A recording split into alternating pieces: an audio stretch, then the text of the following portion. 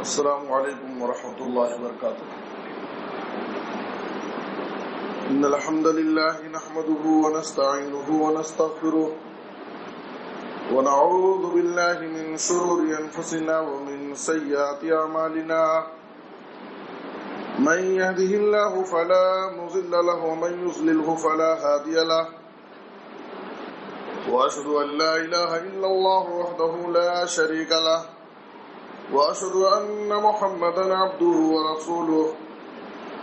يا أيها الذين آمنوا اتقوا الله حق تقاته ولا تموتن إلا وأنتم مسلمون. يا أيها الناس اتقوا ربكم الذي خلقكم من نفس واحدة وخلق منها زوجها وبث منهما رجالا كثيرا ونساء واتقوا الله الذي تساءلون به والأرحام إن الله كان عليكم رقيبا. يا أيها الذين آمنوا اتقوا الله وقولوا قولا سديدا يصلح لكم أعمالكم ويغفر لكم ذنوبكم ومن يطع الله ورسوله فقد فاز فوزا عظيما. أما بعد فإن خير الحديث كتاب الله وأحسن الهدي هدي محمد صلى الله عليه وسلم وشر الأمور محدثاتها وكل محدثة بدعة وكل بدعة ضلالة وكل ضلالة في النار. أعوذ بالله من الشيطان الرجيم. بسم الله الرحمن الرحيم. يوم نقول لجهنم هل امتلأت وتقول هل من مزيد وأزلفت الجنة للمتقين غير بعيد هذا ما توعدون لكل أواب حفيظ. من خشي الرحمن بالغيب وجاء بقلب منيب ادخلوها بسلام ذلك يوم الخلود لهم ما يشاءون فيها ولدينا مزيد. وقال الله تعالى في موضع آخر أعوذ بالله من الشيطان الرجيم. بسم الله الرحمن الرحيم. شهر رمضان الذي أنزل فيه القرآن هدى للناس وبينات من الهدى والفرقان فمن شهد منكم الشهر فليصم. سبحانك لا علم لنا إلا ما علمتنا إنك أنت العليم الحكيم. رب اشرح لي صدري ويسر لي أمري واحلل عقدة من لساني يفقهوا قولي رب زدني علما. ہر قسم کی حمد و ثنا، تعریف و ستائش، بڑائی اور بزرگی، عظمت و کبریائی صرف اللہ رب العالمین کے لیے لائق اور زیبا ہے. درود و سلام ہو ہم سب کے آخری نبی جناب محمد رسول اللہ صلی اللہ علیہ وسلم پر. محترم حضرات،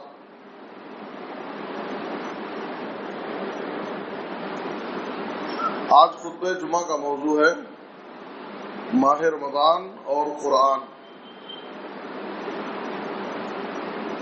ماہ رمضان سے قرآن کا کس قدر ربط اور تعلق ہے اور قرآن سے ہمارا ماہ رمضان میں کیسا تعلق ہونا چاہیے، اس تعلق سے کچھ باتیں آپ کے سامنے عرض کی جائیں گی. قرآن مجید کی سورہ بقرہ کی آیت نمبر 180 پر 5 میں اللہ تعالیٰ نے ماہ رمضان کا تعارف کرایا ہے کہ ماہ رمضان یہ کون سا مہینہ ہے، اس کی عظمت کیا ہے، اس کا مقام کیا ہے، اس کے تقدس کا پہلو کیا ہے. اللہ تعالیٰ نے ماہ رمضان کی عظمت، اس کے تقدس کا تذکرہ کرتے ہوئے یہ بیان کیا شہر رمضان الذی انزل فیہ القرآن. رمضان کا مہینہ وہ مہینہ ہے جس میں قرآن نازل کیا گیا ہے. معلوم کیا ہوا کہ اللہ تعالیٰ اس مہینے کی عظمت، اس مہینے کے تقدس، اس کے مقام و مرتبے کو یہ کہہ کر کے بیان کر رہا ہے کہ یہ مہینہ وہ مہینہ ہے جس میں قرآن نازل کیا گیا. یعنی اس مہینے کو جو عظمت حاصل ہے، اس مہینے کو جو مقام ملا ہے، وہ قرآن کی طرف سے ملا ہے۔ وہ قرآن جو پوری انسانیت کے لیے ہدایت کی کتاب ہے، وہ ایسی عظیم کتاب، وہ ایسا عظیم کلام اللہ تعالیٰ نے اس ماہ مبارک میں نازل کیا، جس کی وجہ سے اس مہینے کا مقام و مرتبہ بڑھ گیا۔ فَمَنْ شَهِدَ مِنْكُمُ الشَّهْرَ فَلْيَصُمْ، اس لیے جو شخص اس ماہ مبارک کو پائے اسے چاہیے کہ وہ اس مہینے کا روزہ رکھے۔ میرے بزرگ اور دوستو، قرآن مجید یہ ایسی عظیم کتاب ہے جس کتاب سے جس قدر تعلق قائم ہو گیا، اس کا مقام و مرتبہ ویسے ہی بڑھ گیا۔ آپ دیکھ رہے ہیں کہ قرآن مجید ماہ رمضان میں نازل ہونے کی وجہ سے اس مہینے کا مقام بڑھ گیا، اور یہ مہینہ مہینوں کا سردار ہو گیا، مہینوں میں سب سے افضل مہینہ قرار پایا۔ اسی طریقے سے آپ دیکھتے جائیں، اس قرآن مجید سے جس قدر تعلق قائم ہوا، جس کی جیسی نسبت ہوئی، اس قرآن نے اس کے مقام و مرتبے کو بڑھا دیا۔ یہ قرآن نازل کرنے والی ذات اللہ کی ذات جو سب سے اعلیٰ و ارفع، وہ اللہ جو احکم الحاکمین ہے، اس قرآن کو نازل کرنے والا، اللہ کے پاس سے لے کر اترنے والا فرشتہ نبی صلی اللہ علیہ وسلم پر اس قرآن کو لانے کی وجہ سے وہ فرشتوں کا سردار جبریل علیہ السلام، اور یہ قرآن جس نبی پر نازل کیا گیا، آپ جانتے ہیں کہ وہ نبی افضل الرسل ہو گئے، رسولوں میں سب سے افضل ہو گئے، پیغمبروں کے سردار بن گئے۔ اور یہ قرآن جس مہینے میں نازل کیا گیا، وہ مہینہ مہینوں میں سب سے افضل ہو گیا، مہینوں کا سردار ہو گیا۔ اور یہ قرآن جس رات میں نازل کی گئی، وہ رات شب قدر بن گئی، لیلۃ القدر ہو گئی، اور جس رات کی عبادت 1000 مہینوں سے بہتر اور افضل ہے۔ اور اسی طریقے سے یہ قرآن جس مقام پر جس جگہ نازل کی گئی، اس جگہ کی اہمیت بڑھ گئی، اور وہ جگہ ام القری ہو گئی، سارے بستیوں اور سارے جگہوں کی ماں بن گئی۔ اسی طریقے سے یہ قرآن جس امت کو ملا، وہ امت ساری امتوں میں خیر الامم ہو گئی، امتوں میں سب سے افضل اور سب سے بہتر امت قرار پائی۔ پتہ کیا چلا کہ اس قرآن سے جو بھی جڑا ہے، اس قرآن سے جس نے بھی اپنا تعلق قائم کیا ہے، اس قرآن سے جس کی نسبت ہو گئی، اس قرآن نے اس کا مقام و مرتبہ بڑھا دیا ہے۔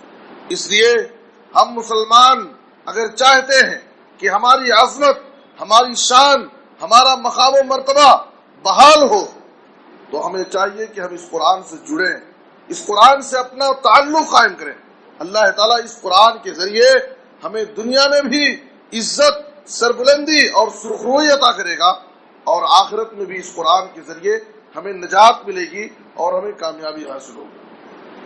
حضرت عمر رضی اللہ تعالیٰ عنہ، صحیح مسلم کی حدیث میں ہے، حضرت عمر رضی اللہ تعالیٰ عنہ نے مکے کا گورنر بنایا تھا عقبہ بن حارث کو۔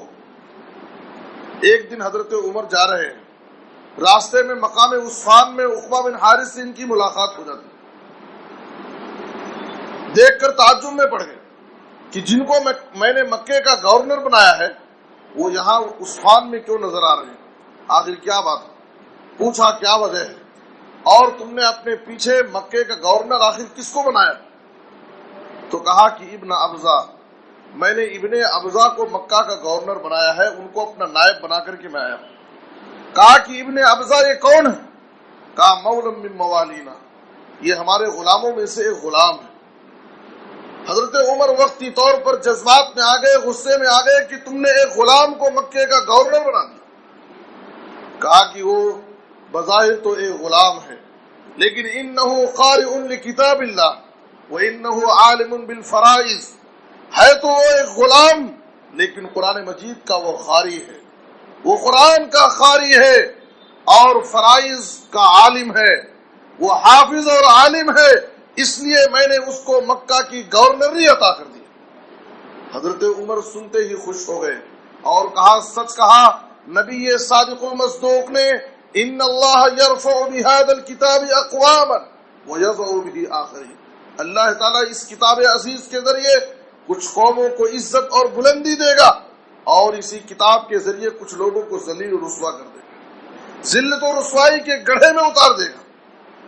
جن قوموں نے اس قرآن سے اپنا تعلق قائم کیا، قرآن مجید سے اپنا رشتہ جوڑا، قرآن کے حقوق ادا کیے، قرآن مجید کے مقام و مرتبے کو سمجھا، قرآن مجید کی تعلیمات پر عمل کیے، اللہ تعالیٰ نے ان قوموں کو دنیا میں بھی عزت اور سربلندی عطا کی اور آخرت میں بھی ان کے لیے کامیابی اور نجات کا وعدہ کیا۔ لیکن اس قرآن سے جو لوگ اعراض کریں گے، اس قرآن کے جو حقوق ادا نہیں کریں گے، اس قرآن کی عظمت اور اس کے مقام کو جو نہیں سمجھیں گے، ایسے لوگوں کے لیے ذلت و رسوائی ہے، ناکامی، تباہی اور بربادی۔ نبی صلی اللہ علیہ وسلم نے کہا القرآن حجت لک او علیک، قرآن تمہارے حق میں یا تو دلیل ہے یا تمہارے خلاف دلیل ہے۔ اس کا مطلب کیا ہے کہ اگر ہم قرآن کے حقوق ادا کریں گے، قرآن سے جڑیں گے، اس کے تقاضوں کو پورا کریں گے، تو یہ قرآن ہمارے حق میں دلیل ہے، ہمارے حق میں یہ قرآن سفارش کرے گا۔ لیکن اگر اس قرآن کے حقوق ہم سے ادا نہیں ہوں گے، اس قرآن کو ہم ایک رسمی کتاب بنا لیں گے اور اس قرآن سے ہمارا ایک جذباتی تعلق قائم رہے گا، تو یاد رکھیے کہ یہ ہمارے خلاف دلیل ہو جائے گا، یہ قرآن ہمارے خلاف دلیل ہو جائے گا۔ آج ہم مسلمانوں کا تعلق قرآن مجید سے ایک رسمی تعلق باقی رہ گیا، ایک جذباتی تعلق باقی رہ گیا۔ اگر دنیا کے کسی کونے میں قرآن مجید کے ساتھ گستاخی ہو جائے تو پوری دنیا کے مسلمان بوکھلا جاتے ہیں، پورے دنیا کے مسلمان جوش اور جذبات میں آ جاتے ہیں، بسا اوقات سڑک پر اتر آئیں گے، روڈ پر آ کر کے اسٹرائک کریں گے، ہنگامے کریں گے کہ دنیا کے فلاں کونے میں فلاں جگہ قرآن مجید کے ساتھ بے حرمتی ہوئی۔ میرے بزرگ اور دوستو، یقیناً آپ کا جذبہ قابل قدر ہے، قرآن سے آپ کی محبت قابل تحسین ہے، لیکن آپ کا قرآن سے تعلق کیا ہے؟ آپ نے قرآن مجید کو کیا مقام دیا ہے؟ آپ قرآن مجید کے مقام و مرتبے کو کیا سمجھتے ہیں؟ کیا قرآن سے عقیدت ہماری یہی ہے جذباتی حد تک؟ اور سال ہا سال گزر جاتے ہیں، مہینے مہینے گزر جاتے ہیں، لیکن کتنے ایسے لوگ ہیں جو قرآن کو اپنے ہاتھوں میں نہیں اٹھاتے، قرآن کو اپنے ہاتھوں میں نہیں اٹھاتے، ایک صفحہ دو صفحہ قرآن مجید کی تلاوت ان سے نہیں ہو پاتی۔ میرے بزرگ اور دوستو، قرآن مجید سے ہمارا تعلق رسمی نہیں ہونا چاہیے، قرآن مجید سے ہمارا تعلق صرف جذباتی نہیں ہونا چاہیے۔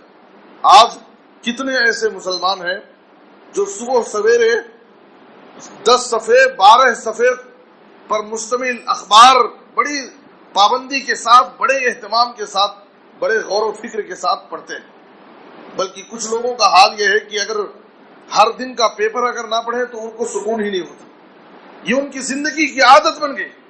10-12 صفحے کے پیپر ہم روزانہ بڑے اہتمام اور پابندی کے ساتھ پڑھتے ہیں، لیکن ہمیں کبھی یہ توفیق نہیں ہوتی، کبھی ہمیں یہ احساس نہیں ہوتا کہ ہم دنیا کی معلومات حاصل کرنے کے لیے، حالات پر نگاہ رکھنے کے لیے، دنیا کی خبروں کو جاننے کے لیے روزانہ ہم 10-12 کی صفحات پر مشتمل اخبار پڑھ لیتے ہیں، لیکن قرآن جس میں ہمارے لیے ہدایت ہے، وہ قرآن جو ہماری عزت اور سربلندی کا ذریعہ ہے، وہ قرآن جس کے ایک حرف پڑھنے پر ہم کو 10 نیکی ملے گی، وہ قرآن جو قیامت کی دن ہمارے حق میں سفارش کرے گا، وہ قرآن جو ہمارے لیے آخرت میں ذریعہ نجات ہوگا، اس قرآن کی ہم کتنی تلاوت کرتے ہیں، کتنا ہم اس قرآن کو پڑھتے ہیں۔ میرے بزرگ اور دوستو، ماہ رمضان سے خاص طور پر قرآن کا بڑا گہرا ربط اور تعلق ہے۔ اللہ تعالیٰ نے اس ماہ مبارک کا تعارف ہی کرایا ہے اس قرآن کے ذریعے۔ اس قرآن کو جو مقام، اس مہینے کو جو مقام ملا ہے وہ قرآن کی وجہ سے ملا ہے، اس لیے اس ماہ مبارک میں خاص طور پر ہم قرآن سے ہمارا گہرا ربط اور تعلق ہونا چاہیے، قرآن سے ہم کو جڑ جانا چاہیے۔ جس قدر ہم قرآن سے جڑنا چاہیں، ماہ رمضان سے قرآن سے ہم جڑیں۔ میرے بزرگ اور دوستو، حدیث کے اندر مسند احمد، مستدرک حاکم اور طبرانی کی ایک صحیح حدیث ہے، آپ صلی اللہ علیہ وسلم نے فرمایا الصیام والقرآن یشفعان للعبد یوم القیامہ، قیامت کے دن روزہ اور قرآن یہ دونوں بندے کے لیے سفارش کریں گے اللہ کے پاس۔ روزہ کہے گا یقول الصیام رب منعته الطعام والشہوہ فشفعنی فیہ، اے میرے رب اس بندے کو میں نے دن میں اپنی خواہشات پوری کرنے سے، کھانے اور پینے سے اے اللہ، اے میرے رب میں نے اس کو روکے رکھا، اے میرے رب اس بندے کے حق میں میری سفارش کو قبول کر لے۔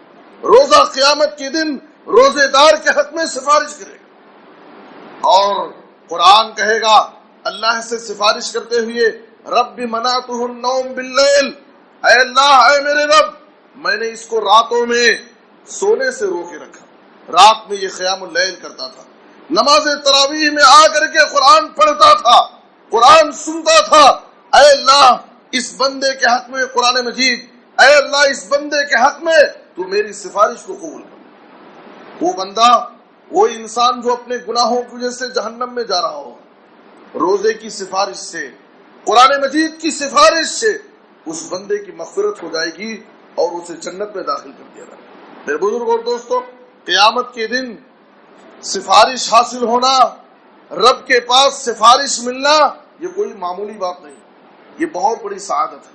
وہ انسان جو اپنے گناہوں کی وجہ سے جہنم میں جا رہا ہوگا، وہ روزے کی سفارش سے، قرآن کی سفارش سے اس کی مغفرت ہو جائے گی اور اسے جنت میں داخل کر دیا جائے گا۔ آپ تصور کیجئے، غور کیجئے، سورہ بقرہ کی آیت نمبر 255 جو مشہور آیت الکرسی ہے، اس آیت کریمہ میں اللہ تعالیٰ نے چیلنج کیا، من ذا الذی یشفع عندہ الا باذنہ۔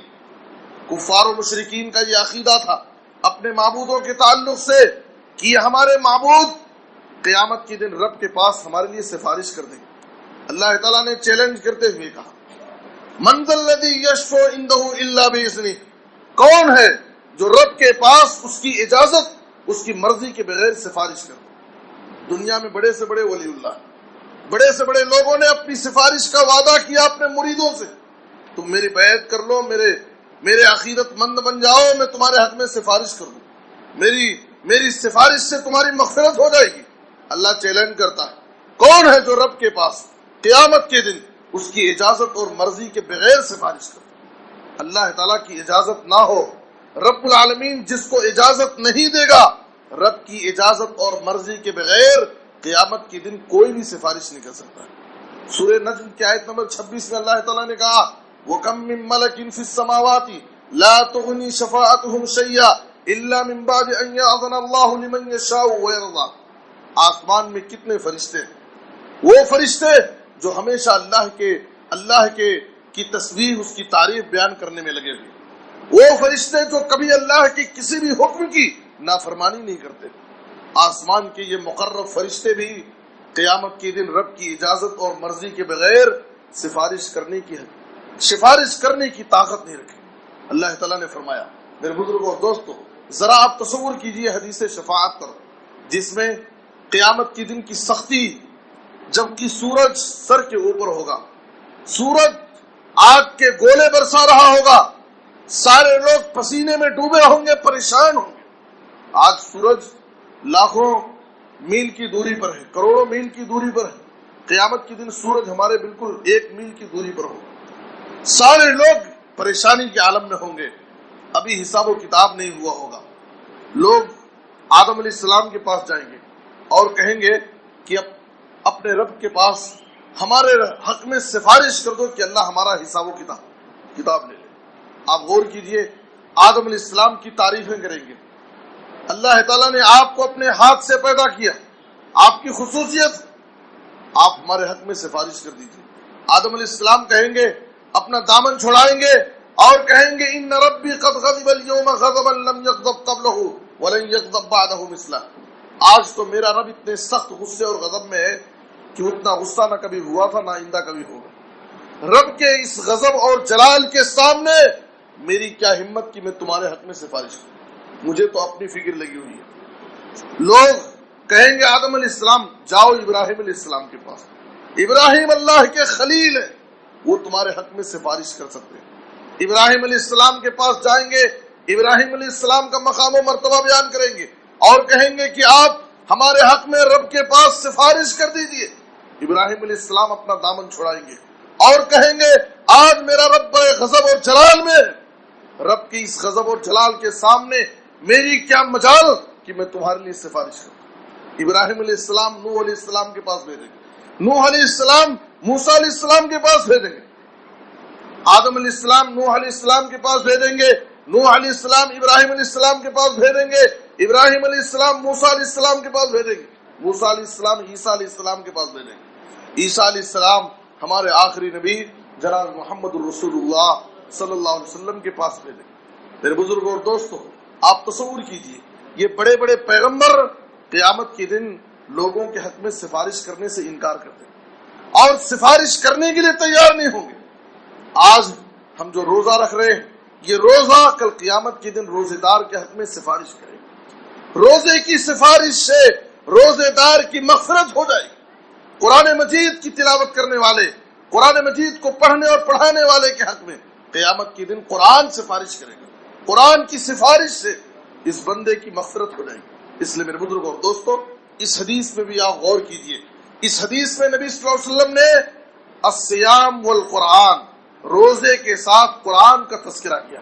معلوم کیا ہوا کہ روزہ اور قرآن دونوں میں بڑا گہرا ربط اور تعلق ہے۔ ایک روزے دار کو جس طرح سے روزہ رکھنا ہے تو روزے کی حالت میں قرآن مجید بھی پڑھنا اس کے لیے ضروری ہے۔ روزے کے ساتھ ہمارا روزہ اس حال میں گزرے کہ ہم قرآن مجید کی تلاوت کریں، قرآن کو پڑھیں، قرآن کو سیکھیں، قرآن کو سکھائیں۔ یہ روزے کا حق ہے میرے بزرگوں اور دوستوں۔ اس لیے معلوم کیا ہوا کہ رمضان اور روزے سے قرآن مجید کا بڑا گہرا ربط اور تعلق ہے۔ خصوصیت کے ساتھ اس ماہ مبارک میں روزے کی حالت میں ہمیں قرآن مجید کی تلاوت کا خاص اہتمام کرنا چاہیے۔ میرے بزرگوں اور دوستوں، آئیے ہم نبی صلی اللہ علیہ وسلم کو دیکھیں، صحابہ کرام کی زندگیوں کا مطالعہ کریں، ہمارے اسلاف کی زندگیوں کا مطالعہ کریں۔ ان کے پاس قرآن سے کس قدر تعلق تھا اور قرآن مجید سے کس قدر ان کا رشتہ مضبوط تھا۔ نبی صلی اللہ علیہ وسلم جب ماہ رمضان آتا، جبریل علیہ السلام کے پاس پورے رمضان میں ایک مرتبہ پورا قرآن مجید سناتے تھے، ختم کرتے تھے۔ ایک مرتبہ پورا قرآن جبریل علیہ السلام کو سنا کر کے ختم کرتے تھے۔ اور جس سال آپ صلی اللہ علیہ وسلم کی وفات ہوئی، اس سال آپ صلی اللہ علیہ وسلم نے جبریل کو پورا قرآن 2 مرتبہ سنایا۔ قرآن مجید سے یہ نبی صلی اللہ علیہ وسلم کا رمضان میں ربط اور تعلق ہے کہ اس ماہ مبارک میں نبی صلی اللہ علیہ وسلم قرآن مجید کو سنتے اور سناتے تھے، اور راتوں میں قیام اللیل میں آپ صلی اللہ علیہ وسلم قرآن کی تلاوت زیادہ کرتے تھے، اور اس قدر قیام اللیل میں قرآن مجید کی تلاوت کرتے تھے۔ عائشہ رضی اللہ تعالیٰ عنہا نے کہا کہ جب آپ صلی اللہ علیہ وسلم قیام اللیل سے فارغ ہوتے، اتنا لمبا قیام کرتے اور اتنا قرآن مجید اتنا زیادہ پڑھتے تھے آپ قیام اللیل میں کہ جب آپ قیام اللیل سے فارغ ہوتے تو آپ کے پاؤں میں سوجن آ جاتا تھا، آپ کے پاؤں میں ورم آ جاتا تھا۔ میرے بزرگوں اور دوستوں، کیا اس حدیث کو ہم نے کبھی سمجھا؟ کیا قیام اللیل کی وجہ سے کسی کے پاؤں میں ورم اور سوجن آیا؟ آج ایک گھنٹے کی تراویح میں ہمارے لیے نماز میں ٹھہرنا، تراویح میں ٹھہرنا مشکل ہو گیا۔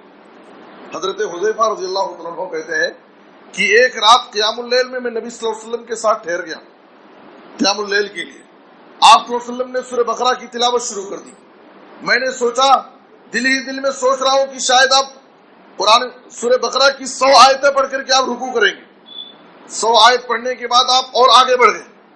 میں سوچ رہا ہوں کہ لگتا ہے کہ سورہ بقرہ مکمل اس رکعت میں پڑھیں گے۔ آپ صلی اللہ علیہ وسلم سورہ بقرہ مکمل پڑھ لی۔ اس کے بعد آپ صلی اللہ علیہ وسلم نے سورہ نساء کی تلاوت کی۔ حالانکہ ترتیب کے اعتبار سے دوسرے نمبر پر سورہ آل عمران ہے، لیکن آپ صلی اللہ علیہ وسلم نے سورہ نساء کی تلاوت کی۔ معلوم کیا ہوا، کبھی کبھار نمازوں میں سورتوں کی ترتیب اگر بدل جائے تو اس سے نماز میں کچھ خلل نہیں ہوتا۔ آپ صلی اللہ علیہ وسلم نے سورہ بقرہ کی تلاوت کے بعد سورہ نساء پڑھی، سورہ نساء مکمل پڑھ لیے۔ سورہ نساء کے بعد آپ صلی اللہ علیہ وسلم نے سورہ آل عمران کی تلاوت کی۔ آپ غور کیجئے، قرآن مجید کی 3 لمبی سورتیں ہیں، تقریباً 5 پارے، 5 – 5.5 پارے آپ صلی اللہ علیہ وسلم ایک رکعت میں پڑھ رہے ہیں۔ اور آپ صلی اللہ علیہ وسلم کی قرات کا حال کیا تھا؟ ایسا نہیں کہ آپ کی قرات میں صرف یعلمون اور تعلمون پتہ چلے۔ نبی صلی اللہ علیہ وسلم پورے اطمینان اور سکون کے ساتھ قرآن پڑھتے تھے، اور یہاں تک کہ اگر آخرت سے متعلق کوئی آیت آ گئی تو آپ صلی اللہ علیہ وسلم ٹھہر کر کے غور کرتے اور بے ساختہ روتے رہتے تھے آپ، اور اللہ کی رحمت سے گزرتے تو اللہ کی رحمت کا سوال کرتے تھے۔ غور و فکر اور تدبر کے ساتھ، پورے اطمینان و سکون کے ساتھ نبی صلی اللہ علیہ وسلم قرآن مجید کی تلاوت کرتے تھے. اس طرح سے آپ اتنا لمبا قیام، اور جتنا لمبا قیام اتنے ہی لمبا آپ کا رکوع اور سجدہ بھی ہوتا. میرے بزرگوں اور دوستو، اس طریقے سے جب آپ قیام اللیل کریں گے تو آپ کے پاؤں میں سوجن آ جائے گا. عائشہ رضی اللہ تعالیٰ عنہا نے کہا، اے اللہ کے رسول، آپ اتنی لمبی لمبی نمازیں پڑھتے ہیں، اتنا لمبا قیام اور سجدہ کرتے ہیں، کبھی کبھار آپ جب سجدے میں چلے جاتے کافی دیر تک سجدے میں پڑے رہتے تھے. عائشہ رضی اللہ تعالیٰ عنہا کہتی ہے کہ مجھے ڈر لگتا کہ شاید نبی صلی اللہ علیہ وسلم کو کیا بات ہے کہ آپ اتنے دیر سے سجدے سے سر نہیں اٹھا. مجھے ڈر لگنے لگتا آخر کیا بات ہے.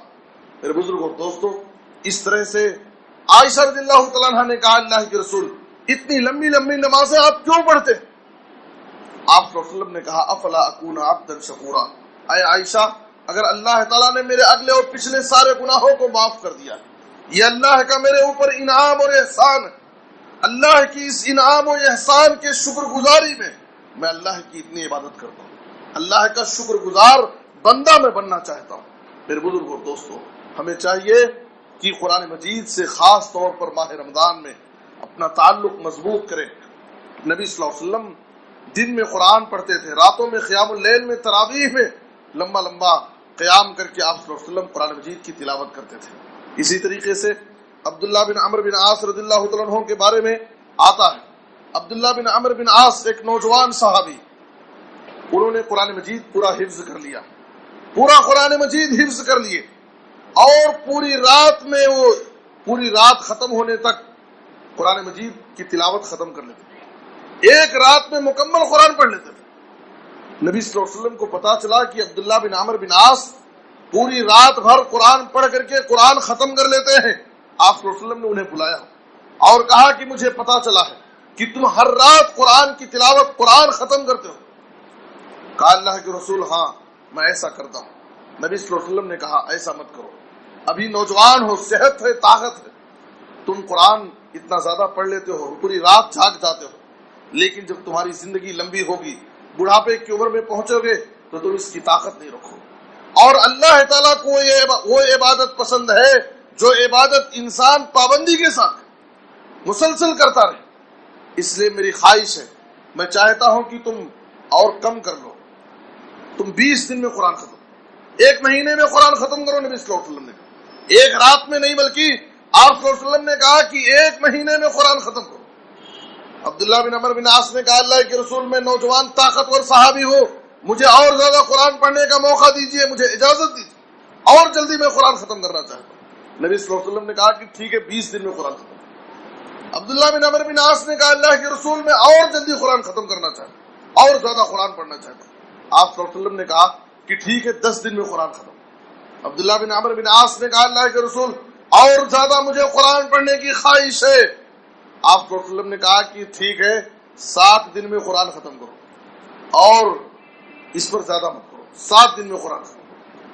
میرے بزرگوں اور دوستو، اور آپ صلی اللہ علیہ وسلم نے دوسری حدیث کے اندر بیان کیا، لم یفقہ من قرأ القرآن فی اقل من 3، جس شخص نے 3 دن سے کم میں قرآن ختم کیا، سمجھیے کہ اس نے قرآن کو سمجھا ہی نہیں، قرآن کی تلاوت کا حق ہی نہیں ادا کیا.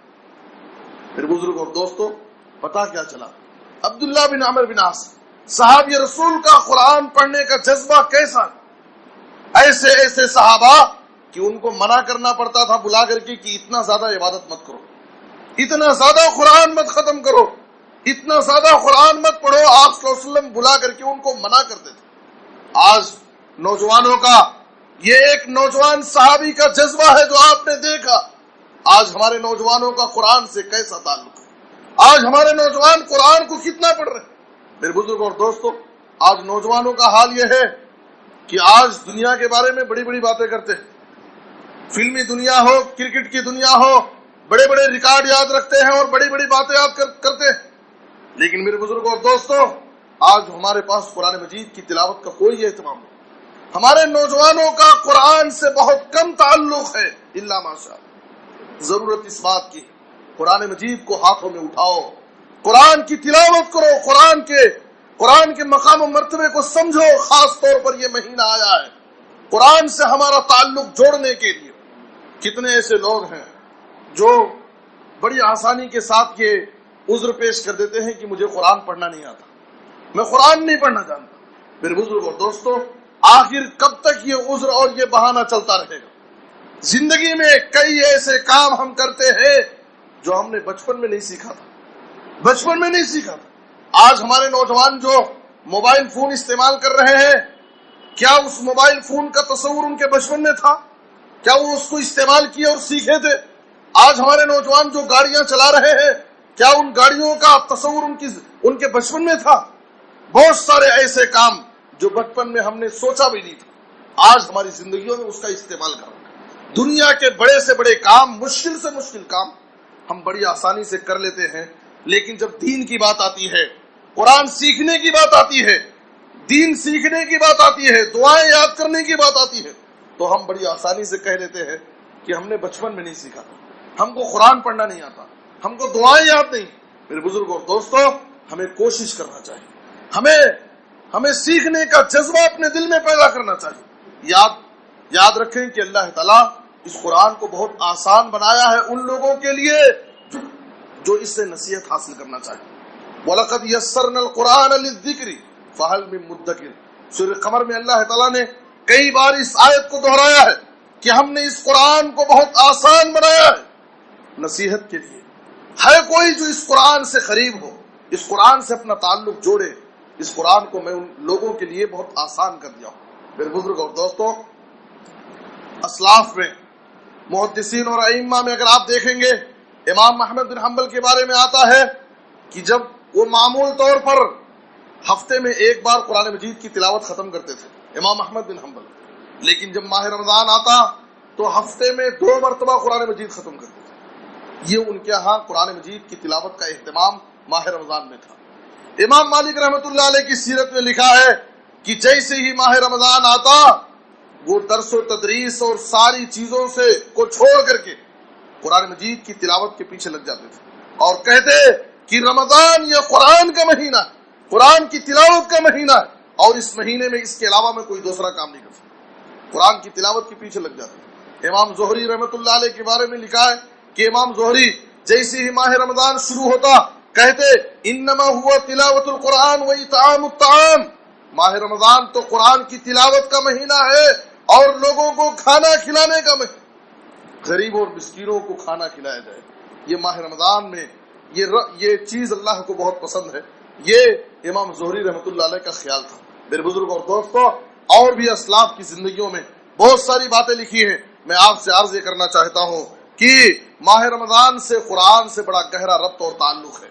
ہم قرآن مجید کی تلاوت کریں، قرآن مجید کا ایک حرف پڑھیں گے آپ کو 10 نیکی ملے گی، اور اگر قرآن مجید پڑھنا نہیں جانتے ہیں تو سیکھنے کی کوشش کریں، قرآن مجید سننے کی کوشش تو کریں۔ رمضان میں قرآن پڑھا جاتا ہے، ہر دن ایک پارہ رمضان میں تلاوت کی جا رہی ہے۔ میرے بزرگ اور دوستو، کم سے کم اگر آپ نے قرآن کو سیکھا نہیں ہے، قرآن پڑھنا نہیں جانتے ہیں، تو آپ آئیے نمازوں میں، قیام اللیل میں، تراویح کی نماز میں آپ کو ایک پارہ روزانہ قرآن سننے کا موقع ملے گا، آپ قرآن سے جڑ جائیں گے۔ قرآن کی تلاوت جیسے باعث اجر و ثواب ہے، قرآن مجید کا سننا بھی بڑا اجر و ثواب کا کام ہے۔ نبی صلی اللہ علیہ وسلم کا حال یہ ہے کہ آپ صلی اللہ علیہ وسلم پر پورا قرآن نازل کیا گیا، لیکن پھر بھی آپ صلی اللہ علیہ وسلم دوسروں سے قرآن سنتے تھے۔ ایک دن آپ صلی اللہ علیہ وسلم نے حضرت عبداللہ بن مسعود رضی اللہ عنہ سے کہا، اے ابن مسعود، تم میرے پاس قرآن پڑھو، میں تم سے قرآن سننا چاہتا ہوں۔ عبداللہ بن مسعود نے تعجب سے کہا، اے اللہ کے رسول، پورا قرآن تو آپ ہی پر نازل کیا گیا ہے، کیا میں آپ کے سامنے قرآن پڑھوں؟ نبی صلی اللہ علیہ وسلم نے کہا کہ ہاں، آج میں دوسروں سے قرآن سننا چاہتا ہوں۔ آپ کو حضرت عبداللہ بن مسعود نے سورہ نساء کی تلاوت شروع کر دی۔ سورہ نساء کی تلاوت کرتے جا رہے ہیں، نبی صلی اللہ علیہ وسلم سر جھکا کر کے قرآن کو پورے غور سے سن رہے ہیں۔ آپ غور کیجئے کہ ایک صحابی سے قرآن پڑھوا رہے ہیں آپ، اور آپ بیٹھ کر کے قرآن غور سے سن رہے ہیں۔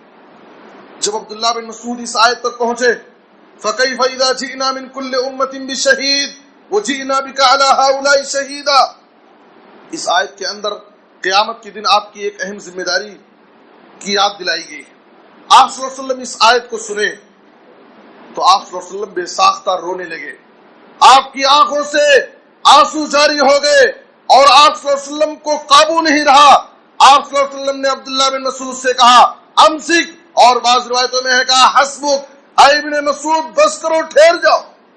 عبداللہ بن مسعود کہتے ہیں کہ میں سر اوپر کیا، میں نے دیکھا فَإِذَا عَيْنَاهُ تَذْرِفَانِ، میں دیکھتا ہوں تو نبی صلی اللہ علیہ وسلم زار و خطار رو رہے ہیں، آپ کی آنکھوں سے آنسو جاری.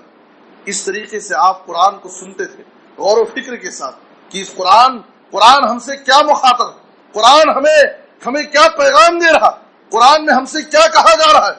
قرآن مجید کو بڑے تدبر کے ساتھ غور و فکر کے ساتھ آپ پڑھتے تھے اور اسی طرح سے قرآن مجید کو سنتے تھے. میرے بزرگ اور دوستو، ماہ رمضان میں خاص طور پر قرآن مجید کو سیکھنے اور سکھانے کا بھی ماحول ہونا چاہیے. قرآن مجید کو سیکھنے اور سکھانے کا ماحول ہونا چاہیے. میرے بزرگ اور دوستو، بڑے مبارکباد ہے، اس مسجد کے منتظمین نے ماشاءاللہ کئی بار اعلان کیے کہ خواتین کے لیے خاص طور پر قرآن مجید دین کی باتیں سیکھنے اور سکھانے کے لیے ماہ رمضان میں اسپیشل کلاسز کا انتظام کیا گیا. لیکن بڑے افسوس کے ساتھ کہنا پڑتا ہے کہ ہماری خواتین نے اس پر توجہ نہیں دی. ماہ رمضان کا مہینہ اور ایسے وقت میں 11:30 بجے سے 12:30 بجے تک ایک ایسا وقت ہے جس وقت ہماری خواتین عام طور پر فری ہوتی ہیں قرآن سیکھنے کے لیے، دین کی باتیں سیکھنے کے لیے، سمجھنے کے لیے. ہماری خواتین کے لیے ایک سنہرا موقع. میرے بزرگوں دوستو، ایسے قیمتی موقعوں سے ہمیں فائدہ اٹھانا چاہیے. نبی صلی اللہ علیہ وسلم نے فرمایا مجتمع قوم فی بیت من بیوت اللہ یتلون کتاب اللہ ویتدارسونہ بینہم الا نزلت علیہم السکینہ وغشیتہم الرحمہ وحفتہم الملائکہ وذکرہم اللہ فی من عنده. صحیح مسلم کی حدیث ہے. آپ صلی اللہ علیہ وسلم نے کہا کچھ لوگ اللہ کے گھروں میں سے کسی گھر میں بیٹھ کر کے قرآن مجید کی تلاوت کرتے ہیں، قرآن پڑھتے اور پڑھاتے ہیں، قرآن سیکھتے اور سکھاتے ہیں تو اللہ کی رحمت ان پر نازل ہوتی ہے، فرشتے ان کو گھیر لیتے ہیں، سکینت ان پر نازل ہوتی ہے، اور اللہ تعالیٰ ان خوش نصیبوں کا تذکرہ اپنے مقرب فرشتوں کے درمیان کرتا ہے. اللہ ان خوش نصیبوں کا تذکرہ اپنے مقرب فرشتوں کے درمیان کرتا ہے. میرے فلاں فلاں بندے میرا کلام سیکھ رہے ہیں، قرآن پڑھ رہے ہیں، قرآن پڑھا رہے ہیں. میرے بزرگوں دوستو، اس لیے بہت فضیلت کی بات ہے. میں گزارش کروں گا مردوں سے کہ ہماری جو خواتین اب تک اس کورس سے دور ہیں آپ ان کو قریب کیجیے، اور میں اپنے ماں اور بہنوں سے گزارش کروں گا کہ آپ کے لیے بہت سنہرا موقع ہے قرآن سیکھنے کا، دین سیکھنے کا. اس موقع سے آپ فائدہ اٹھائیے. ایک اور حدیث جو طبرانی میں ہے، نبی صلی اللہ علیہ وسلم نے فرمایا من غدا الى المسجد لا يريد الا ان يتعلم خيرا او يعلمه كان له كاجر حاج تاما حجته. آپ صلی اللہ علیہ وسلم نے کہا کہ اگر کوئی شخص مسجد جاتا ہے، مسجد جانے کا مقصد اس کا کیا ہے؟ اس کی نیت ہے کہ دین کی نیکی اور بھلائی کی کوئی بات میں سیکھوں گا یا سکھاؤں گا. اس نیت سے جاتا ہے، نیکی اور بھلائی کی کوئی بات سیکھوں گا یا سکھاؤں گا.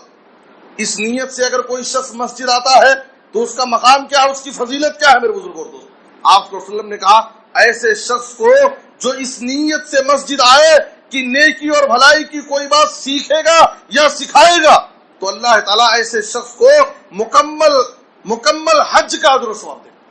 مکمل حج کا ثواب کس کو مل رہا ہے؟ جو نیکی اور بھلائی کی کوئی بات سیکھنے یا سکھانے کی نیت سے مسجد آ رہا ہے. ہماری خواتین اگر دین کی بات سیکھنے کے لیے اللہ کے گھر آئیں گی، اللہ کے رسول کی طرف سے بشارت ہے کہ آپ کو مکمل حج کا ثواب ملے گا. ذالک فضل اللہ یؤتیہ من یشاء. آپ کو پریشان ہونے کی ضرورت نہیں، اتنے چھوٹے عمل پر اتنا بڑا ثواب کیسے ملے گا؟ اللہ تعالیٰ چاہے تو بے شمار اجر و ثواب سے نواز سکتا ہے. اللہ ہم سب کو نیک توفیق دے. اللہ تعالیٰ اس ماہ رمضان میں خاص طور پر ابھی بھی جو لوگ رمضان کی قدر نہیں کر رہے ہیں، رمضان کے روزوں کا اہتمام نہیں کر رہے ہیں، تراویح میں دور ہیں، اے اللہ قرآن مجید کی ان کے پاس کوئی تلاوت کا اہتمام نہیں ہے، اے اللہ ان کو تو نیک ہدایت دے، ان کو رمضان کی قدر کرنے کی توفیق دے، ماہ رمضان کے روزہ رکھنے کی توفیق دے، نمازوں کی پابندی کرنے کی توفیق دے. اے اللہ قرآن مجید سے، قرآن مجید پڑھنے، قرآن مجید پڑھانے، قرآن مجید سننے، قرآن مجید سنانے، قرآن مجید سیکھنے، قرآن مجید سکھانے کی اور قرآن کی جو باتیں ہم سیکھ رہے ہیں، سن رہے ہیں، اس کی تفسیر، اے اللہ ہم سب کو اس پر عمل کرنے کی توفیق عطا فرما۔ اے اللہ جو بیمار ہیں انہیں شفا عاجل کامل عطا فرما۔ اے اللہ جو مقروض ہیں انہیں ادائیگی قرض کی کوئی سبیل پیدا فرما۔ اے اللہ پورے عالم میں اسلام اور مسلمانوں کو عزت، ترقی اور غلبہ نصیب فرما۔ اے اللہ جہاں مسلمان مظلوم اور پریشان حال ہیں، اے اللہ مظلوم مسلمانوں کی تو حفاظت فرما، ان کی غیبی مدد فرما۔ اے اللہ ہمیں ہر قسم کے حادثات سے، بلاؤں، آفتوں، بیماریوں، پریشانیوں سے محفوظ فرما۔ اے اللہ کتاب و سنت پر عمل کی توفیق دے۔ اے اللہ جب تو خاتمہ فرما، خاتمہ بالخیر، کلمہ توحید پر وفات دے۔ آمین تقبل یا رب العالمین۔ وصلی اللہ علی نبینا محمد وآلہ وصحبہ اجمعین۔ بارک اللہ لنا ولکم فی القرآن العظیم ونفعنی وإیاکم بالآیات والذکر الحکیم۔ انہ تعالی جواد کریم ملک بر رؤوف الرحیم۔